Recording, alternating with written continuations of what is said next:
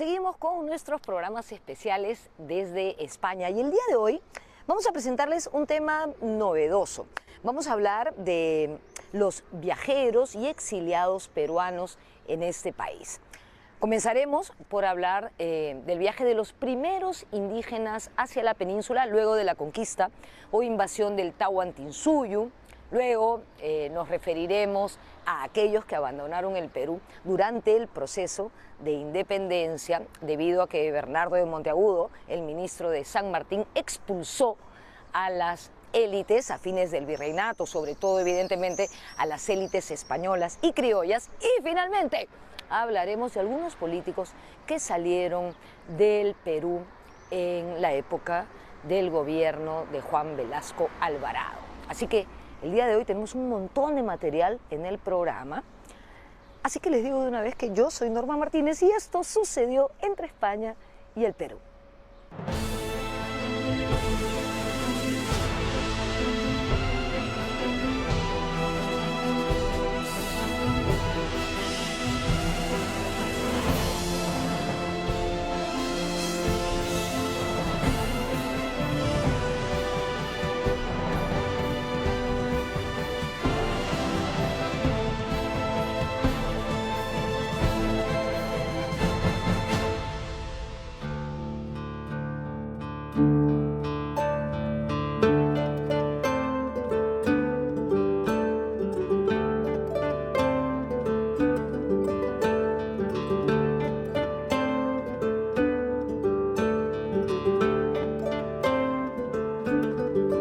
Desde el momento mismo del descubrimiento o invasión de América, los primeros indígenas americanos llegaron a Europa.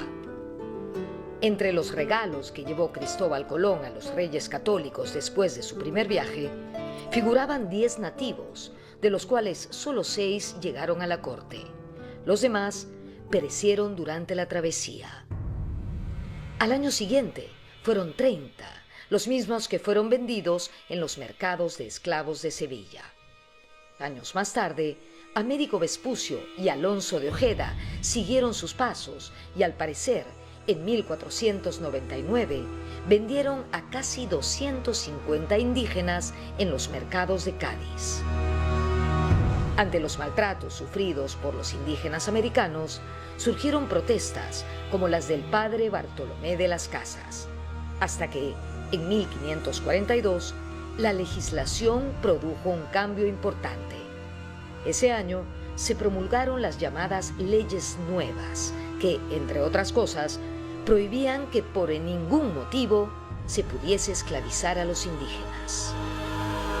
En 1532 se produjo la conquista o invasión del Tahuantinsuyo y 18 años después, en 1550, Francisca Pizarro, la hija de Francisco Pizarro, viajó a España. 10 años más tarde, en 1560, nuestro gran cronista, el Inca Garcilaso de la Vega, también partió rumbo a España, solicitando los privilegios que le correspondían tanto por su padre como por su madre. Ellos son los 2 primeros peruanos más conocidos que llegaron a España. Coincidentemente, los 2 se quedaron allí y nunca más regresaron al Perú.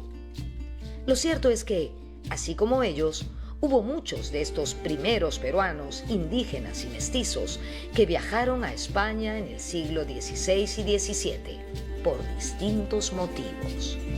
Pero ellos, Pancha Pizarro y Garcilaso, eran 2 personajes encumbrados, hijos de conquistadores y de nobles cusqueñas, a diferencia de los demás que vamos a tratar el día de hoy. Cuando yo comencé a trabajar el tema, tenía precisamente esa misma idea, que iba a toparme fundamentalmente con viajeros ilustres, ¿no? de la talla de Garcilaso, de Francisca Pizarro, quizás algunos de los llamados caciques, ¿no? de los repartimientos de las encomiendas coloniales. Pero grande fue para mí la sorpresa cuando empecé a encontrar que no solo había casos en los cuales la identidad de estos caciques era cuestionada en la corte, sino que además el grueso de la lista de viajeros que yo logré recopilar no calzaban con esa imagen. En realidad, los personajes que empezaron a aparecer correspondían a otros segmentos, a otros sectores de la sociedad indígena colonial, y cubrían pues una gama muy amplia, ¿no? Desde efectivamente algunos caciques o personajes con pretensiones, ¿no? Cacicales, hasta los llamados indios del común. Personajes sin ningún título, a veces sin más que un nombre como la seña fundamental de su identidad, pero que venían de muchas partes del Perú y que se desplazaban a España por diversas razones. Muchas de las historias de estos primeros viajeros a España las encontramos en el libro En los reinos de España, Viajeros andinos, justicia y favor en la corte de los Austrias, del historiador José Carlos de la Puente. Muchos de ellos revelan solo los detalles que quieren revelar acerca de su biografía y acerca de sus travesías. No siempre, ¿no? Estos personajes nos revelaban cómo llegaron a España ni qué hacían ahí. Ahora, de la información disponible empiezan a aparecer ciertos patrones, ¿no? Ciertas regularidades. La primera es una serie de viajeros vinculados a la administración de justicia en el virreinato peruano. Y el otro patrón es una serie de personajes que se ponen al servicio de sacerdotes, corregidores, vamos a decir funcionarios de mediano rango, y es con ellos con quienes cruzan el océano, ¿no? Debió haber una serie de arreglos de tipo económico, ¿no? Que les permitía a estos viajeros emprender el viaje, como digo, en el séquito o al servicio, ¿no? De estos personajes, pero muchos de ellos regresaban al Perú de manera, pues, independiente, ¿no? No regresaban ya con las personas con quienes se habían embarcado, ¿no? Entonces, dentro de este universo de primeros indígenas que viajaron a España, podemos distinguir dos grupos. El primero, formado por aquellos que viajaron al servicio de sacerdotes, miembros de órdenes religiosas, corregidores y autoridades del Estado virreinal, y uno segundo, formado por personajes vinculados a la Audiencia de Lima, lo que sería la Corte Superior de Justicia.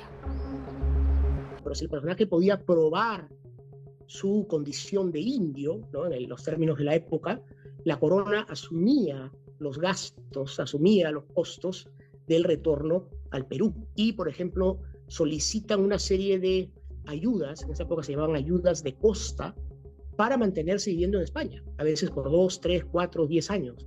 El estatus del viajero importaba mucho en ese caso, porque lo que se buscaba era que el viajero viviera en España de acuerdo al estatus. No es lo mismo mantener, por ejemplo, al nieto o al bisnieto de Huayna Cápac que mantener a un indio del común, ¿no? Como se usaba, el término que se usaba en la época. La mayoría de los viajeros provenían de la costa del virreinato. En muchos casos, el viaje a España es simplemente una prolongación, una extensión de migraciones anteriores. Muchos de estos personajes venían de la franja costera, ¿no? del Perú, del Pacífico. Entonces, están sobre representados, digamos, los viajeros que venían de los valles de Trujillo, Lambayeque, el Norte Chico, por supuesto Lima. Hay algunos casos de viajeros que se desplazan desde el Valle del Mantaro, incluso desde Cusco, pero la mayoría tiene ya una conexión con la ciudad, con la costa, ¿no? Ya sea porque ellos mismos migraron ahí en algún momento de su vida o porque sus padres o abuelos ya se habían establecido en la ciudad.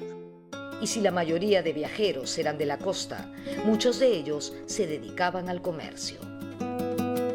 Hay, por ejemplo, algunos viajeros instalados en la zona de Paita o digamos entre Trujillo y Piura, que al parecer realizaban viajes, ¿no? Cortos hacia Panamá, hacia, digamos, partes de Centroamérica, como parte de una especie de comercio de cabotaje, un comercio quizás no de mayoristas ni de grandes comerciantes, pero que, como digo, los hacía desplazarse constantemente a lo largo de la costa pacífica y en algún momento, ¿no? Por circunstancias que no siempre nos son reveladas en la documentación, deciden embarcarse a España o servir de conducto, ¿no? De guías, si quieres tú, a otros personajes que querían embarcarse hacia la península.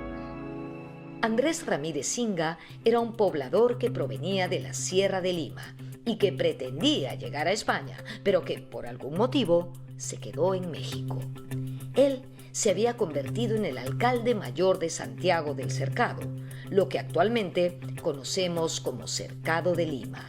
Y cuando salió del virreinato, llegó también a ser alcalde de un pueblo cercano a Ciudad de México.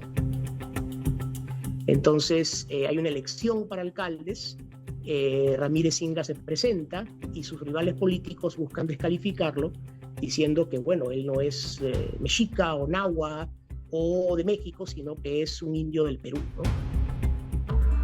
Lorenzo Ayun Chifo fue un indígena natural de Saña, en el norte de Perú.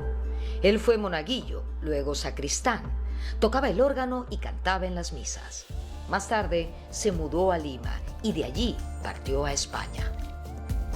Al parecer, por su habilidad, ¿no?, con el canto, etcétera, fue reclutado por los franciscanos de Trujillo. Con los franciscanos de Trujillo vivió un tiempo, luego se desplazó a Lima, emprendió un viaje a España en circunstancias que no conocemos, pero ya en España se vinculó al famoso Buenaventura de Salinas y Córdoba, ¿no?, que andaba por España representando a los franciscanos y presentando una serie de memoriales ante el rey. En España, Lorenzo Ayun se cambió de nombre y se convirtió en Juan Lorenzo Ayllón. Más tarde, regresó a su tierra luego de haber pasado 10 años entre Lima, Madrid y México. Inicia un proceso de ennoblecimiento, se hace llamar Lorenzo Ayllón Atahualpa en un determinado momento. Lorenzo Ayllón viaja a México con Buenaventura de Salinas, vive en el convento franciscano ahí, y en algún momento decide regresar finalmente al Perú y se embarca nada menos que con el virrey designado para gobernar los reinos del Perú, ¿no?, que el virrey Conde Alba de Guise.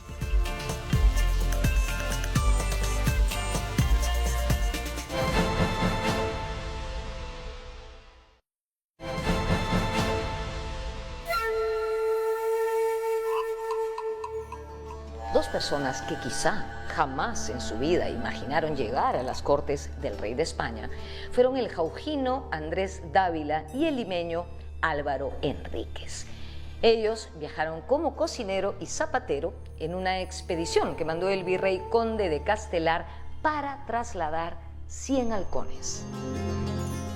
Que son reclutados en la década de 1670 para cuidar de 100 halcones que estaban siendo enviados de los Andes hacia España para los juegos y el, digamos, divertimento, ¿no?, en la corte real. Entonces estos personajes son parte de esa expedición que digamos, zarpa desde Lima y que por una serie de digamos, situaciones muy fortuitas y asiagas, termina entregando pues un número muy reducido de halcones en la corte. Resulta que la mayoría de halcones se intoxicaron en la travesía y de los 100 solo llegaron a Sevilla vivos 19. 81 se murieron en el viaje. Pero estos personajes, digamos, viajan con los halcones, uno de ellos termina siendo capturado por los ingleses, logra llegar a Lisboa, el otro se enrumba hacia Madrid y bueno, son recompensados de alguna manera por las dificultades del viaje, ¿no? Melchor Carlos Inca fue el único descendiente directo del Inca Huayna Cápac por parte de padre. En 1602, él recibió una buena bolsa de viaje para trasladarse en la flota real por mandato del rey. Así llegó a España. Primero se estableció en Trujillo, Extremadura, España. Más tarde en Valladolid y finalmente en Madrid. De todos estos viajeros que estamos hablando, Melchor Carlos Inca fue el que recibió mayores honores y beneficios. Lo que se ve, en realidad, es un proceso de negociación, ¿no?, muy hábil de parte de Melchor para casi obligar a la corona a reconocer que por su estatus, ¿no?, la única manera de que él dejara el Perú sería a través de una gran recompensa en España. Entonces Melchor, trabajando con sus procuradores, primero desde el Cusco, luego desde Lima y ya en Madrid, logra, ¿no?, una serie de prerrogativas, por ejemplo, hábito, ¿no?, de una orden de caballería, logra incluso una dignidad en la corte del rey, una pensión, etcétera, y él siempre está argumentando que para poder permanecer en España tenía que recibir la recompensa que él creía merecer. Al final, Melchor Carlos Inca murió en un convento cerca de Madrid, lleno de deudas a causa de su estilo de vida. Muere en España, pero muere pues rodeado de un séquito, ¿no?, de sirvientes, de pajes, había un bufón, ¿no?, tenía incluso una pequeña corte, digamos, que lo acompañaba en sus viajes en Madrid y las inmediaciones. Pero Melchor Carlos Inca no fue el único de los descendientes de los incas imperiales que llegaron hasta España. En su libro, José Carlos de la Puente nos habla además de dos nietos de Atahualpa, Sebastián Poma y Laquita y Alonso Atahualpa.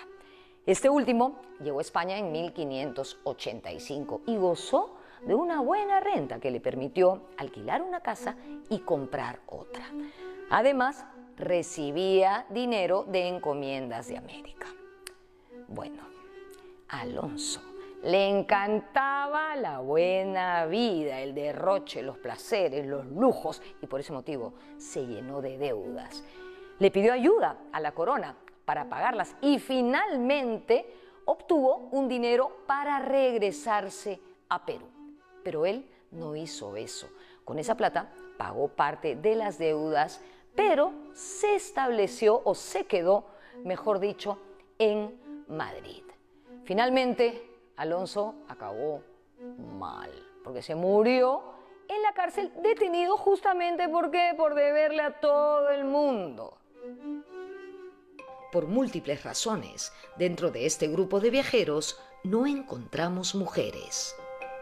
Se veía muy mal, ¿no?, que una mujer viajara sola, ¿no?, sin acompañamiento. Entonces, usualmente las mujeres viajan con algún miembro de su familia, ¿no?, un hermano, un padre, un primo, y creo que eso explica por qué, al menos en los registros oficiales, las pocas mujeres que yo he ubicado son mujeres que viajan acompañadas, ¿no?, por un esposo, etcétera. Ahora vamos a hablar de un caso de falsificación de documentos que tuvo lugar en el siglo XVII. En 1673, el indígena cajamarquino Lorenzo Zamudio se presentó en el Alcázar Real de los Austria, que quedaba donde hoy queda el Palacio Real de Madrid, este magnífico edificio que ven detrás de mí. Él presentó toda su documentación en la corte solicitando sus beneficios y privilegios como conquistador debido a su linaje real. Él pretendía la exoneración del impuesto de la mita para gozar de un estatus, digamos, noble. Pero rápidamente se generan muchas dudas acerca de la autenticidad de esa documentación, ¿no? Lo interesante en ese caso es que el Consejo aceptó la documentación, digamos, dio luz verde a sus pretensiones de regresar al Perú con una recomendación al virrey, ¿no?, para que se le recompensara, pero además Lorenzo Zamudio tuvo vamos a decir, la precaución de que los originales le fueran devueltos. O sea, entonces, luego de haber presentado sus documentos, Zamudio le pidió a la corte que se los devolvieran y efectivamente la corte así lo hizo. También presentó varios testigos residentes en Madrid que avalaron su documentación bajo juramento. Al parecer, estos estaban inmiscuidos en la movida. ¿No es cierto? ¿Suena familiar? Quienes declaran como testigos en la probanza de Lorenzo Zamudio, es decir, quienes corroboran la historia que él le va a contar al Consejo, son todos viajeros, ¿no?, que decían venir del Perú. No son viajeros aislados, sino que en muchos casos se conocen entre sí, se hospedan, ¿no?, en los mismos lugares, en las mismas casas. Entonces, queda claro que este es un mundo también de conexiones, ¿no?, entre viajeros. Blas Valera fue un sacerdote perteneciente a la Compañía de Jesús. Nació en Chachapoyas en 1545 y era mestizo. Fue lingüista, conocedor del quechua y el latín. Tradujo al quechua catecismos y confesionarios. Escribió sobre la historia de los incas. Fue uno de los primeros que estudiaron los quipus. En realidad, sabemos poco sobre su vida. Fue acusado de herejía y alrededor de 1590 viajó a Europa. Estuvo en Cádiz y se dice que murió en Málaga cuando era profesor de gramática. También se ha dicho que Valera no murió en España, sino que regresó a América e incluso al Perú. Hay una serie de historias, ¿no?, en torno a la vida de Blas Valera, ¿no? Regresa al Perú, no regresa al Perú, etc. He encontrado algunos casos de viajeros que ya en la corte, ¿no es cierto?, son denunciados por ser impostores, ¿no? Luis Jerónimo de Oré fue un sacerdote franciscano, natural de Huamanga, nacido en 1554. Era criollo, hijo de padre español, conquistador y encomendero. Hablaba varias lenguas. Participó en la preparación de un catecismo en 3 idiomas: español, quechua y aymara. Un catecismo para la instrucción de los indígenas, publicado en 1584 y que es probablemente el primer libro impreso en Lima. Llegó a ser nombrado obispo de Concepción, en el actual Chile. A principios del siglo XVII, viajó a España.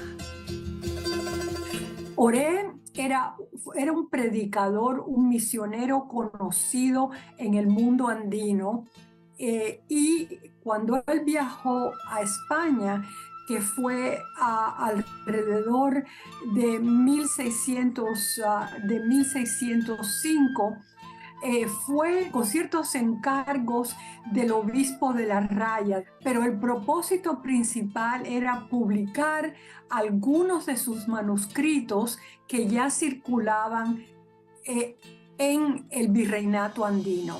De hecho, él había publicado un libro importantísimo, El Símbolo Católico Indiano, en 1598. Lo publicó en el Perú y aspiraba a republicar ese libro en España. Inmediatamente se conectó con la mediana y alta jerarquía de la Iglesia y de las autoridades virreinales. Desde España lo envían a Italia y allí publica 2 tratados. El libro más importante de Oré es Símbolo Católico Indiano, donde tenemos tanto en quechua como en castellano y algunas veces en latín una serie de cánticos, hoy llamamos poemas, en alabanza de la Virgen. Interesante que recordemos que Oré era un franciscano de la orden seráfica y esa orden le encarga preparar misioneros para ir a Norteamérica, concretamente a la Florida. En España, en la ciudad de Córdoba, Oré conoció a nuestro cronista mayor, el Inca Garcilaso de la Vega. Es más, Garcilaso le regaló sus comentarios reales. Recordemos que él llegó a España en 1605 y es en 1611 donde la orden seráfica le da este encargo de preparar misioneros. Y es en este lapso de tiempo que Oré conoce al Inca Garcilaso personalmente. Ya conocía sus obras. ¿Y por qué las conocías? Porque ciertamente, según explica el Inca Garcilaso en la segunda parte de Comentarios Reales, Oré lo visita en Córdoba pidiéndole ejemplares de la Florida del Inca con la certeza de que ese libro le podría ser útil a los misioneros que preparaba para ir a la Florida. Y entonces así allí lo visita en Córdoba y tenemos entonces ese intercambio entre el huamanguino y el cusqueño. Y claro, Garcilaso generosamente le obsequia a Oré varios tomos de la Florida del Inca y algunos también de la primera parte de comentarios reales, ¿no? Que se acababa relativamente de publicar. O sea, esta visita fue en 1612 en la ciudad de Córdoba. La orden franciscana le pidió a Oré que se encargase de preparar misioneros para ir a Venezuela y también de recabar información acerca de Fray Francisco Solano, que había muerto en 1610 y los franciscanos buscaban beatificar. En 1614, Oré se trasladó a Centroamérica y a Norteamérica, a las ciudades de La Habana y San Agustín de la Florida. Finalmente, en 1617 volvió a España y con la información conseguida publicó al parecer 2 libros en Madrid: La relación de los mártires de la Florida y otro sobre la Virgen María. Y es a raíz de estos 2 libros cuando Oré, poco después, en 1620, es nombrado arzobispo de Concepción en Chile. Él toma posesión de su cargo regresa a América, visita Huamanga y de ahí sigue viaje a Chile y toma posesión de su cargo en 1623 y allí muere en Chile defendiendo siempre a los indígenas.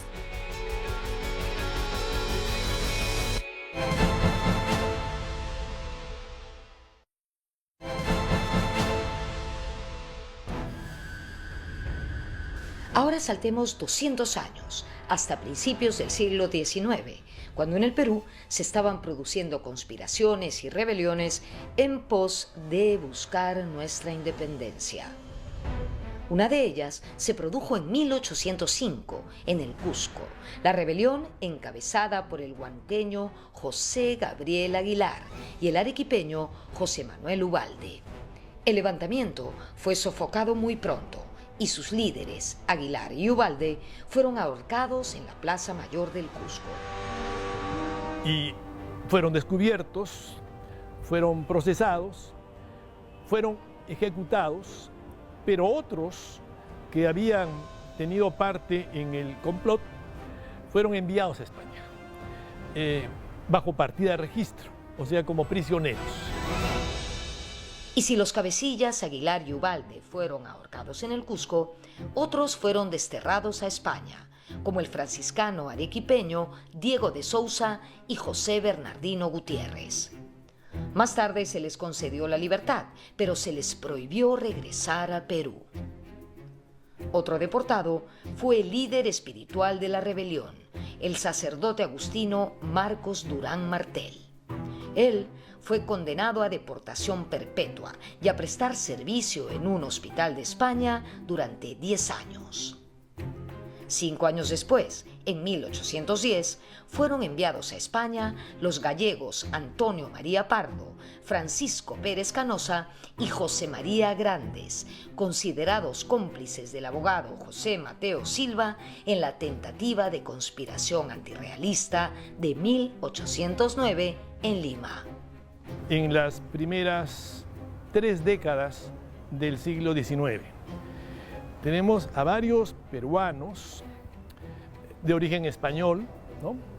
Tenemos también a españoles peninsulares, pero que vivían en el Perú, y tenemos incluso a algunos mestizos que fueron enviados a España bajo partida de registro, o sea, como prisioneros, para ser ubicados en alguna cárcel, en algún presidio en España o en el norte de África, donde España tenía algunos enclaves.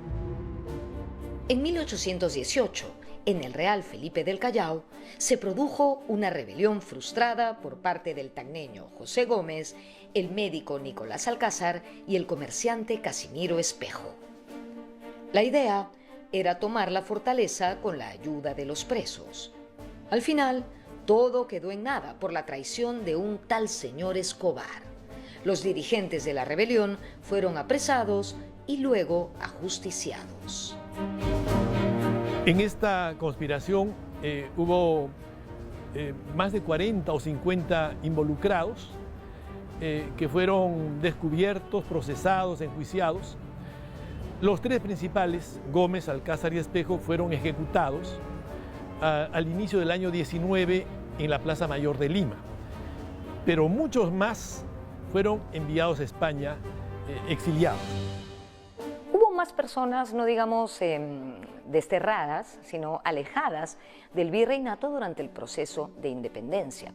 Es el caso, por ejemplo, del oidor de Cusco, Manuel Lorenzo de Vidaurre, quien en 1808 fue enviado a España sospechoso de apoyar a la causa patriota. También está el español Ramón Olaguer, que fue diputado en las Cortes de Cádiz y defensor de los derechos de los indígenas frente a los abusos del régimen virreinal. Él fue confinado por Fernando VII y nunca regresó a América. Está también el sacerdote trujillano Blas Gregorio de Ostolaza, quien a principios del siglo XIX viajó a España y se vinculó con la familia real. De hecho, acompañó al rey Fernando VII en su destierro y hasta fue su confesor. La cosa es que cuando este hombre quiso regresar a América, se lo prohibieron. Fue detenido, incluso saquearon su casa. Finalmente murió fusilado en 1835. José Vaquíjano y Carrillo es uno de los llamados precursores de nuestra independencia. Abogado y profesor de San Marcos, fue uno de los fundadores de la Sociedad Amante del País y redactor del Mercurio Peruano. Nació en Lima en 1751 y murió en Sevilla, España, en 1817. Vaquíjano realizó 3 viajes a España. Vaquíjano estaba en España mucho antes de la llegada de San Martín y había tenido un momento de éxito increíble el año 1811, cuando fue nombrado miembro del Consejo de Estado, en España, Entonces hubo en el virreinato en general muchas celebraciones, ¿no? Porque se veía como un peruano, pero al mismo tiempo español, ¿no? Llegaba a un nivel muy alto en el gobierno de la monarquía. Pero pasan muchas cosas en España en esa segunda década del siglo XIX y Vaquíjano cae en la condición de sospechoso, de persona que es afín a la monarquía, pero que no conviene que regrese al Perú. Y muere en Sevilla en 1817, 1818. No le permiten regresar al Perú. En 1821, San Martín proclamó la independencia del Perú. Su primer ministro y hombre de confianza fue el afroamericano Bernardo de Monteagudo. Monteagudo realizó una feroz campaña de persecución de peninsulares en el Perú. Pero eso no empezó ahí.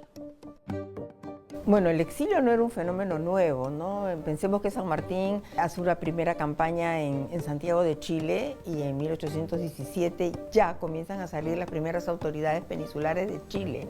Vienen a Lima, porque Lima era el gran bastión realista. Algunos de ellos se quedan en Lima, los van a ubicar en algún puesto, otros salen ya usando la ruta de Río de Janeiro. Ya ha habido un proceso, ¿no?, de secuestro de bienes en Chile y de peninsulares que se han exiliado en el Perú. Cuando llega San Martín busca primero una alianza con la élite nobiliaria, con la aristocracia, porque quiere formar una monarquía constitucional y para la monarquía necesita todavía conservar a esta élite aristocrática, ¿no?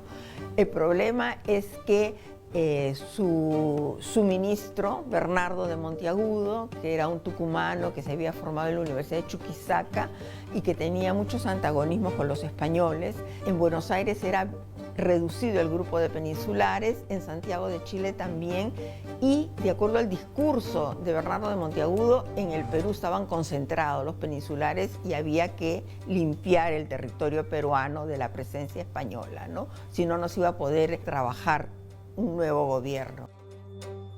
En un discurso realizado en el año 1822, Monteagudo dijo que en el curso de unos meses esperaba desterrar del Perú a todos los tiranos y pillos españoles. Y entonces se comienza una persecución realmente contra los peninsulares. Básicamente los que tenían que salir eran las autoridades centrales, como era el arzobispo, el virrey, contra también intendentes, comerciantes de ultramar, oidores de la audiencia, ¿no? Todos los que manejaban la estructura, ¿no? Política, jurídica del virreinato del Perú. Y también les secuestran sus bienes, en caso que sean grandes comerciantes, hacendados, etcétera, les secuestran los bienes. Y por otro lado, como tempranamente San Martín declara la abolición de la esclavitud para los que se integren a su ejército, las haciendas vitivinícolas y azucareras de Lima se quedan sin mano de obra, ¿no? Entonces, todos estos peninsulares que sus propiedades son secuestradas, las haciendas, los obrajes, las minas, los almacenes comerciales, las tiendas, van a comenzar el éxodo de salida del Perú. Algunos de ellos tenían propiedades comunes con criollos, por ejemplo, empresas juntas, el peninsular con un criollo, o se habían casado con criollos y tenían hijos nacidos en Lima o nacidos en el virreinato del Perú. Se quiebran familias, ¿no? Entonces se quiebran compañías, se quiebran lazos de amistad que habían.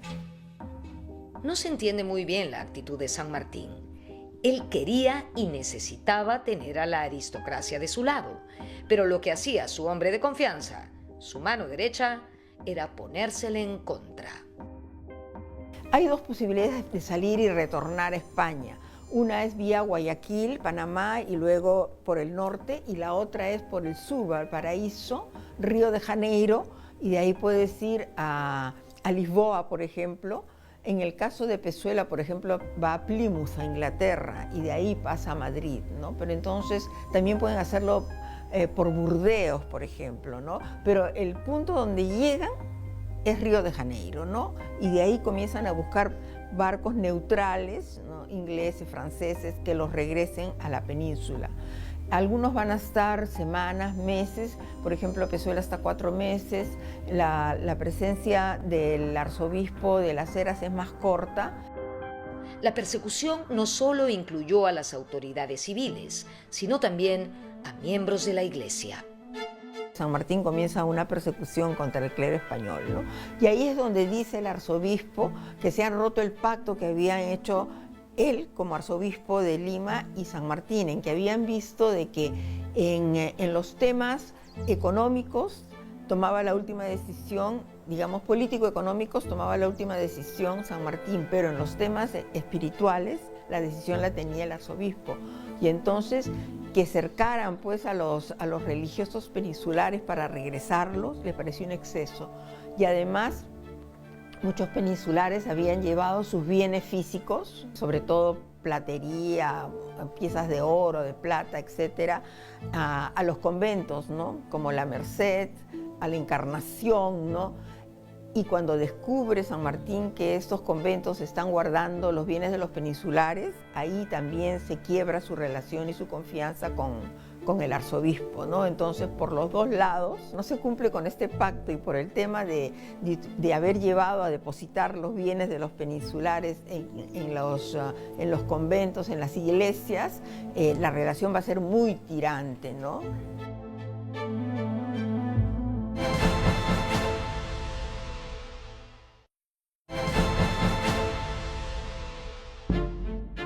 En 1821, el obispo de Huamanga, Pedro Gutiérrez de Cos, fue obligado a dejar el Perú.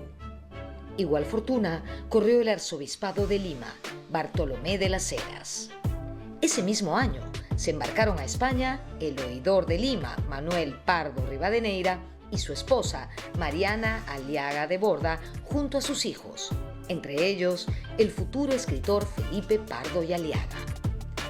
Pedro Mariano de Goyeneche y Barreda fue un magistrado arequipeño. Él había firmado el Acta de la Independencia, había sido oidor de la Audiencia de Lima y ministro honorario del Consejo de Indias. Cuando llegó San Martín, quiso mantenerse alejado de la política, pero Monteagudo lo trató mal por ser hermano del general realista José Manuel Goyeneche. Pedro Mariano decidió trasladarse a España en 1822, donde se le otorgó la Gran Cruz de Isabel la Católica. Más tarde, fue cónsul del Perú republicano en Burdeos, Francia. El caso de algunas familias hispano-peruanas de la nobleza que tuvieron que dejar el Perú a raíz de la independencia, ¿no?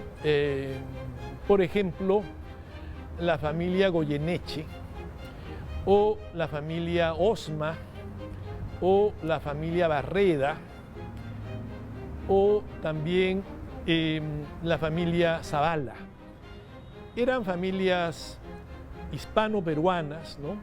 Muy antiguas, del nivel más alto de la sociedad, algunos de cuyos miembros reconocieron la independencia, pero no les valió, porque a la larga se vieron obligados a marchar a España, incluso solo con lo que llevaban puesto, dejando bienes, fortuna, esclavos, servicio, todo. Pasan los años y sus hijos regresan al Perú. Es el caso de los Pardo de Aliaga, o es el caso de los Osma, o de los Barreda, o de los Goyeneche. Los hijos, no todos, regresan al Perú, han pasado 10, 20 años, y regresan muchas veces para recuperar los bienes que habían perdido. José María Pando fue un político peruano conservador. Estudió desde muy joven en España y llegó a ser secretario de Estado español.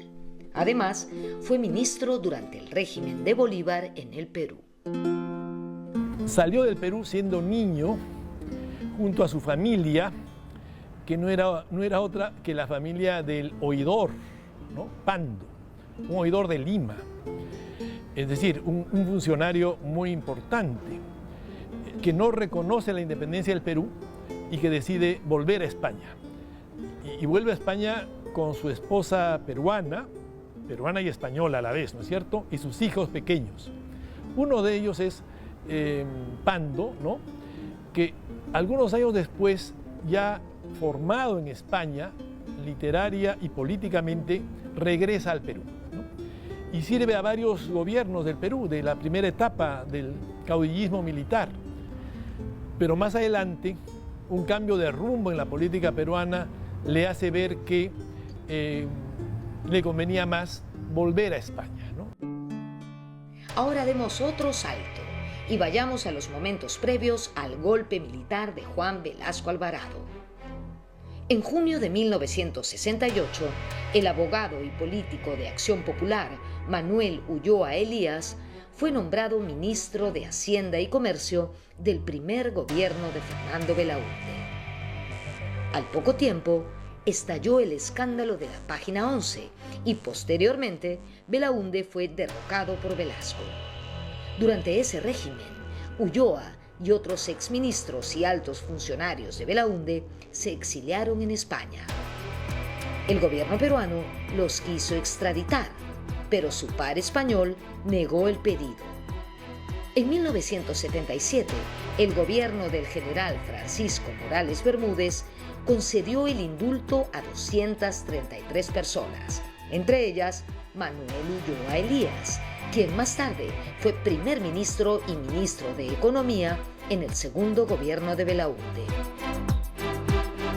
En 1990 fue elegido senador de la República, pero en abril de 1992, Fujimori cerró el Congreso. En agosto de ese mismo año, Ulloa murió en Madrid.